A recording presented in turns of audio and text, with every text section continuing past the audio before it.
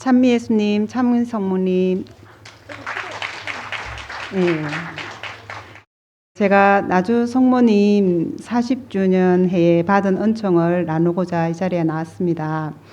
작년 2025년 눈물 흘리신 40주년 해에 장부는 시골에서 어머니를 모시고 있었고, 저는 대구에서 직장을 다니면서 아들의 자격증 시험 뒷바라지를 하고 있었습니다. 그래 40주년 준비가 아니더라도 저희 생활은 굉장히 타이트했습니다. 그렇지만 어느 것 하나 소홀히 할 수 없는 상황이었습니다. 그러던 중에 일을 너무 무리하게 하는 바람에 어깨가 굳는 오십견이 걸리고 말았어요. 정말 참으로 난감한 상황이었습니다. 그때 이제 남편이 대구로 와가지고 저를 도와주었습니다. 남편은 주중에 이제 저를 도와주고 주말에는 시골에 어머니를 돌보러 갔습니다. 제가 너무 아프니까 장부가 거의 살림을 다 도맡아 하고 병원에 태워주는 등 저를 지극정성으로 잘 돌봐주었습니다. 그래 제가 건강 상태는 정말 그때 최악이었지만 마음만은 평화로웠습니다. 오십견 치료는 너무 힘들고 진짜 고통스러웠지만 죽음을 넘나드는 그 고통을 봉헌하시는 율리아 엄마를 위해서도 봉헌하고 봉헌된 순례자들을 위해서도 그 모든 고통을 봉헌했습니다. 한 분과 한 10년 넘게 연락이 되지 않아 가지고 오해가 있어도 풀지를 못했는데 이번 기회로 전화를 하니까 오해가 풀렸어요. 고통 봉헌한 것도 은총으로 흘러 들어가는 것 같더라고요. 그리고 이분의 마음이 풀려가지고 다시 옛날에 좋은 관계로 회복되는 은총도 받았습니다. 그리고 또 감기에 걸리고 눈에 결막염까지 오는 상황이 생겼었어요. 그래서 눈도 잘 못 돌고 충혈되고 어깨도 아프고 이러니까 정말 남편이 볼 때 이건 총체적 난국이다 이렇게 말할 정도였거든요.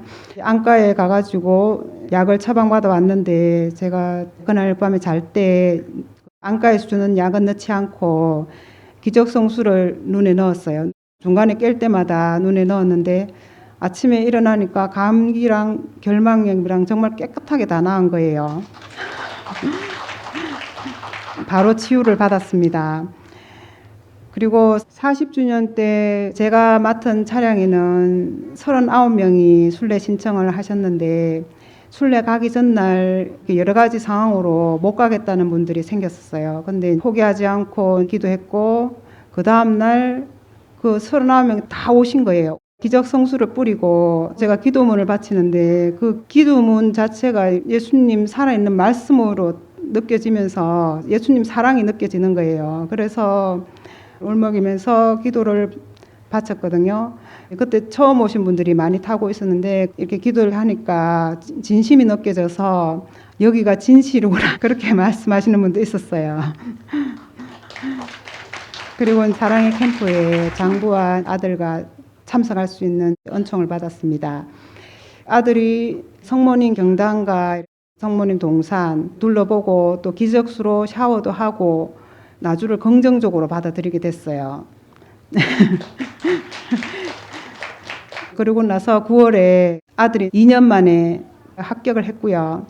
그리고 10월에 취직을 하게 됐어요. 정말 자기가 바라던 직장에 취직을 하게 된 거예요.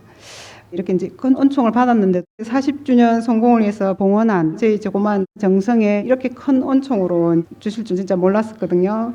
그래서 아들 뒷바라지에서 이제 해방이 되었는데 지난 11월 10일 월요일 친정 엄마가 위독하셔가지고 병원에 입원하셔야 한다고 연락이 왔었습니다.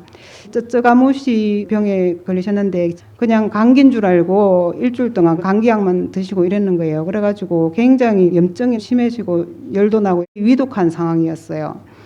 제가 이제 병원으로 가가지고 바로 기적성수도 먹여드리고 했거든요. 낮에는 엄마를 돌보는 상황이었는데 시어머니께서 또 많이 편찮으시다고 연락이 와가지고 그 다음날 아침에 시어머니를 모시고 제가 병원에 가니까 폐렴이라는 거예요. 폐렴이 굉장히 위험해 병원에 입원을 해야 되는 상황이지만 시어머니 같은 경우는 병원에는 안 가시는 분이고 그 마음을 제가 알기 때문에 약만 처방받아가지고 갔는데 기적수를 드리고 잘 해드리니까 빨리 나으셨어요. 친정엄마 같은 경우도 염증이 심해서 언제 태어날지 모른다 그랬는데 거의 일주일 만에 퇴원하셨어요. 기적성수로 두 분 다 정말 다 좋아지셔가지고 지금은 오히려 더 건강해지셨습니다.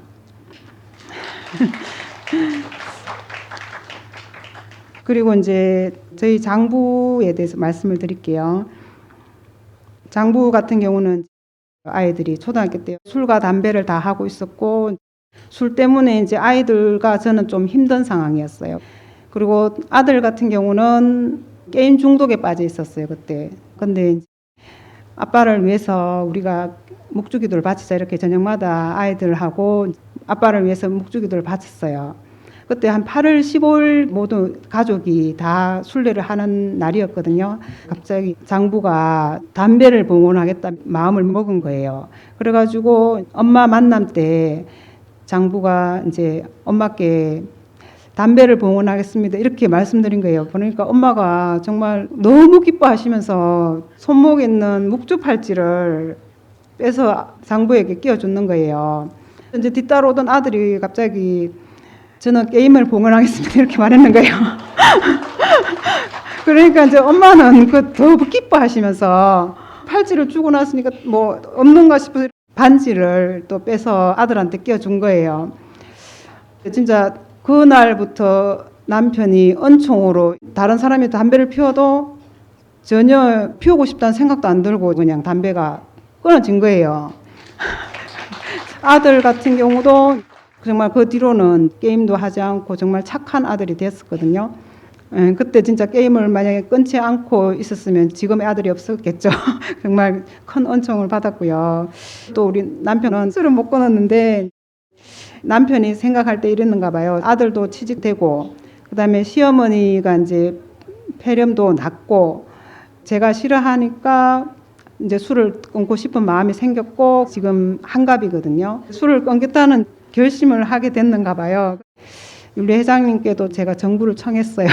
술을 좀 마시지 않게 해달라고 이렇게 했는데 남편이 어느 날 저녁에 술을 이제 끊고 싶다고 그리고 딸 보고도 아빠가 술을 끊게 해달라고 좀 기도를 해달라고 이렇게 부탁을 하는 거예요. 그래서 40주년 받은 은총이 너무나 큰 것 같고요. 율리아 엄마께서 가르쳐 주신 5대 영성과 엄마의 대속고통으로 저희 가정이 이제 이렇게 변화되었습니다. 모든 은혜를 베풀어 주신 주님과 성모님께 무한 감사를 드립니다. 엄마 사랑합니다.